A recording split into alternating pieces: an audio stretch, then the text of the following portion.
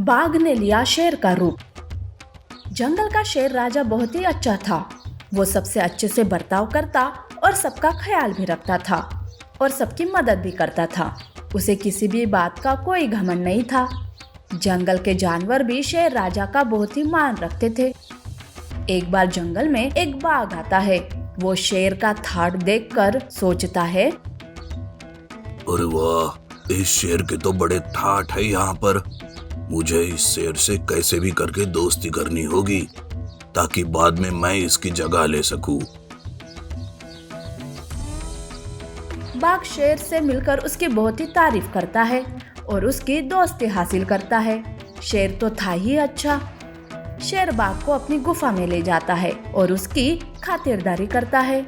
बाघ शेर की गुफा और उसे मिलने वाले आदर से जलने लगता है। वो सोचता है, अब तो कैसे भी करके शेर का स्थान लेना ही होगा, लेकिन शेर को सारे जानवर बहुत मानते हैं। मुझे पहले शेर की इमेज को खराब करना होगा, तब जाकर सारे जानवर मिलकर शेर को ही जंगल से बाहर निकाल देंगे और मेरा काम आसान हो जाएगा। बाघ शेर को बदनाम करके साइड करने का प्लान करने लगता है। ऐसे में एक दिन बाघ को शेर की खाल मिल जाती है। उसे देखकर उसे बहुत ही खुशी होती है और वो सोचता है, अरे वाह, शेर को साइड करने का अच्छा उपाय मिला है।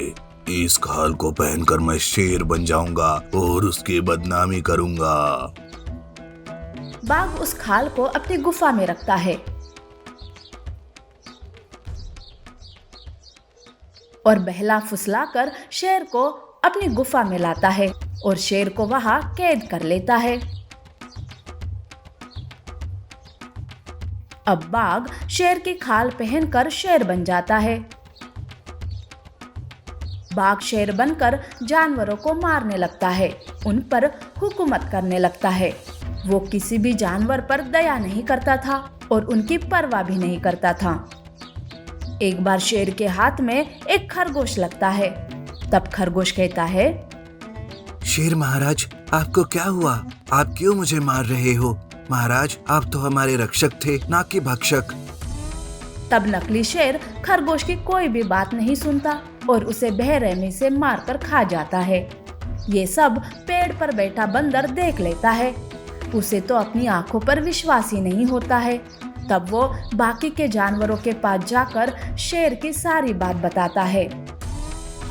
अरे साथियों, हमारे शेर महाराज बदल गए हैं। वो अब पहले जैसे नहीं रहे। ऐसे शेर को अपना राजा नहीं रहने देना चाहिए। बंदर सभी जानवरों को शेर की बात बताकर उनके खिलाफ कर लेता है। वैसे जानवर भी महाराज का बदला हुआ रूप देखकर उन पर गुस्सा ही हो गए थे। उधर बाघ बहुत खुश था कि उसका प्लान कामयाब हो रहा है। ऐसे में एक दिन बाघ तालाब पर पानी पीने जाता है। शेर की खाल पहनकर उसे पानी पीने में दिक्कत होने लगती है। वो शेर की खाल निकालकर पानी पीने लगता है और बाघ का असली रूप बंदर के सामने आ जाता है। तब बंदर सोचता है, अरे ये क्या? मैंने हमारे महाराज को गलत समझा। असली गुनहगार तो ये बाघ है। शेर महाराज की प्रतिमा खराब करने के लिए सब उसने ये नाटक किया। अब तो इस बाघ की खैर नहीं, लेकिन पहले हमें हमारे महाराज को ढूंढना होगा। बंदर बाकी जानवरों को बाघ का असली रूप बता देता है।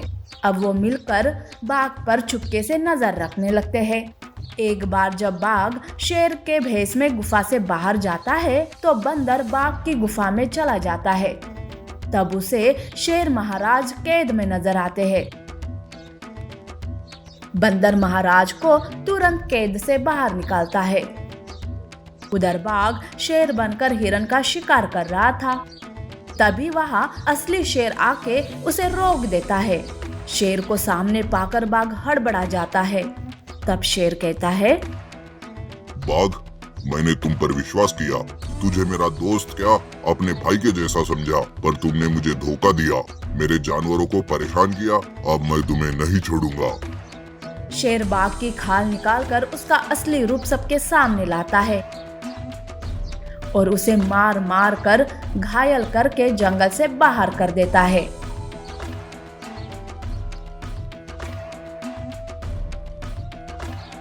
सारे जानवर शेर महाराज से माफी मांगते हैं।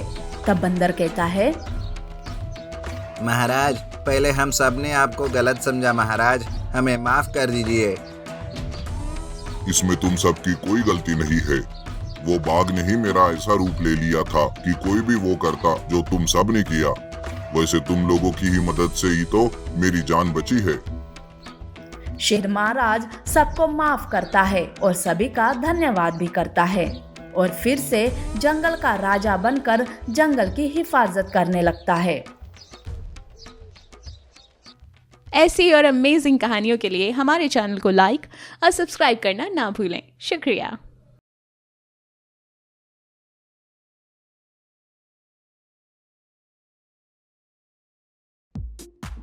Lion, elephant, monkey and magical कुआ। एक बंदर अपने झुंड से बिछड़ गया था। उसे वापस उनके पास जाने की राह मिल ही नहीं रही थी।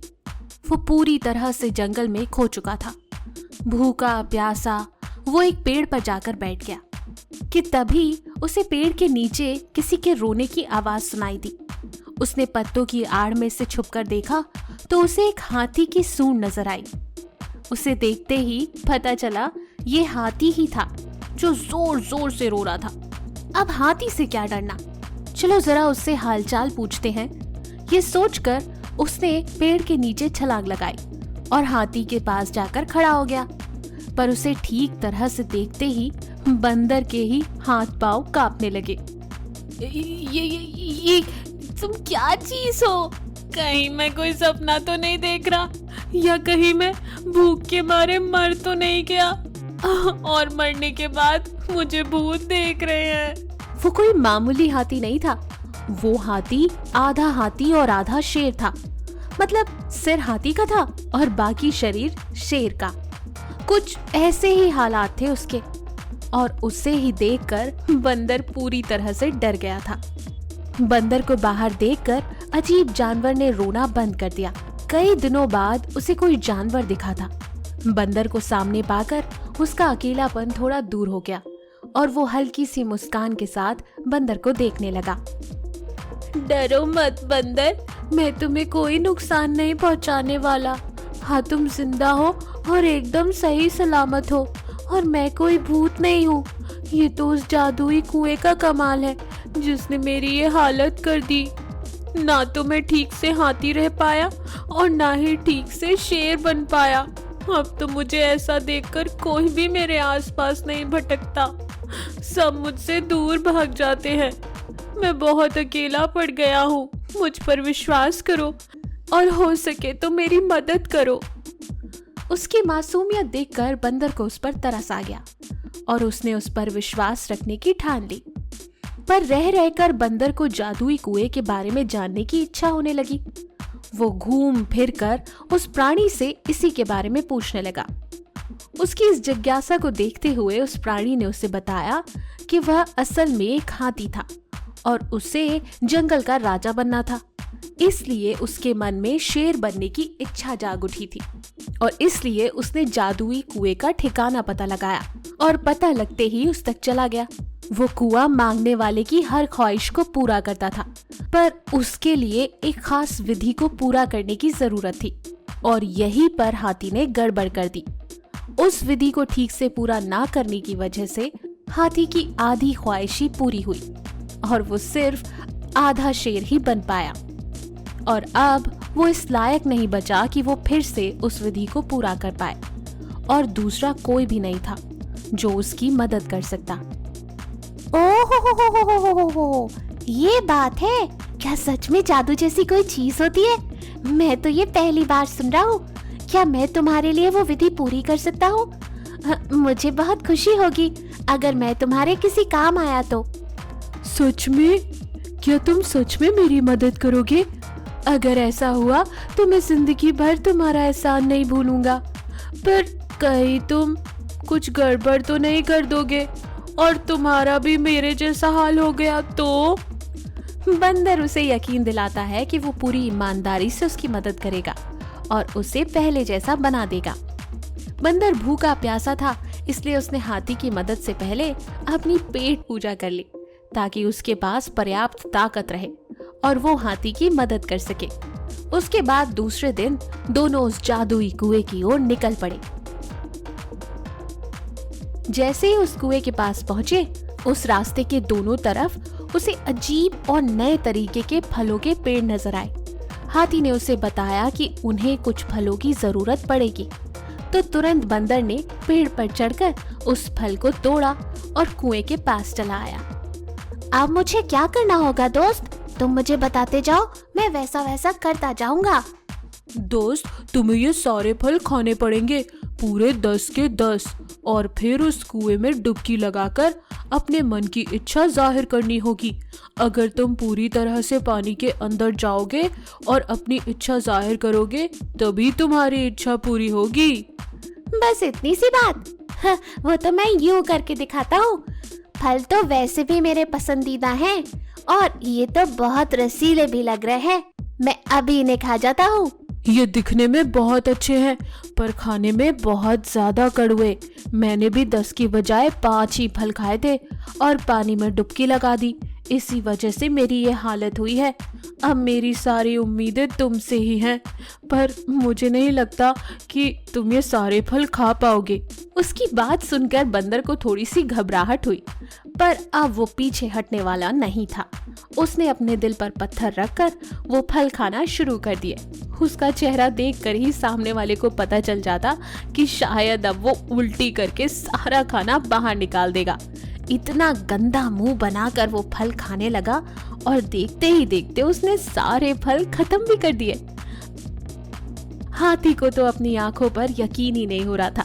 इससे पहले कि वो खाए हुए फलों को बाहर निकाले, उसने तुरंत ही उस कुएं में छलांग लगा दी और पूरी तरह से पानी के अंदर चला गया और अपने दोनों हाथ जोड़कर जादुई कुएं से अपनी इच्छा जाहिर की और अपने दोस्त को पहले जैसे बनाने की कामना की।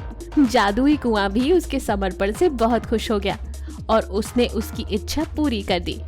थोड़ी ही देर बाद हाथी ने खुश होकर बंदर को आवाज लगाई, तुमने कर दिखाया दोस्त, तुमने कर दिखाया। मैं पहले के जैसे हो गया। तुम्हारा बहुत बहुत शुक्रिया। अब जल्दी से बाहर आओ, मुझे तुम्हें गले लगाना है, अपनी पीठ पर बैठाकर पूरे जंगल की सैर कराना है। हाथी की आवाज सुनते ही बंदर खुशी से उछल पड़ा, पर बाहर आने की वो जितनी भी कोशिश करता, निकल ही नहीं पा रहा था। इतनी देर तक पानी में रहने की वजह से उसकी सांस घुटने लगी और वो बेहोश होने लगा। बाहर खड़े हाथी को अब उसकी चिंता होने लगी। उसने तुरंत अपनी सूंड को कुएं में पानी में डाला और बंदर की पूंछ को पकड़कर उसे कुएं से बाहर निकाला। बाहर आते ही बंदर ने गहरी सांस ली और वो मुस्कुराते हुए हाथी को देखने लगा। हाथी ने अपने सूंड से उसके सीने को थपथपाया और उसके फेफड़ों में अटका पानी बाहर निकाला। तुमने तो कमाल कर दिया दोस्त, इतने कड़वे फल खाना और इतनी देर तक पानी के नीचे जिंदा रहना मेरे लिए तो असंभव था। मैं दोनों ही काम करने में नाकामयाब रहा, इसलिए मेरी ये हालत हो गई। मेरा नसीब अच्छा था जो तुम मुझे मिल गए और मैं वापस पहले जैसा बन गया। आज के बाद मैं तुम्हें कभी अकेला नहीं छोड़ूंगा, हम हमेशा साथ रहेंगे। बंदर भी उठकर खड़ा हो गया, एक ऊंची सी छलांग लगाकर हाथी की पीठ पर जा बैठा। जादुई कुएं को पीछे छोड़ दोनों निकल पड़े जंगल की सैर करने। ऐसी और अमेजिंग कहानियों के लिए हमारे चैनल को लाइक और सब्सक्राइब करना ना भूलें। शुक्रिया।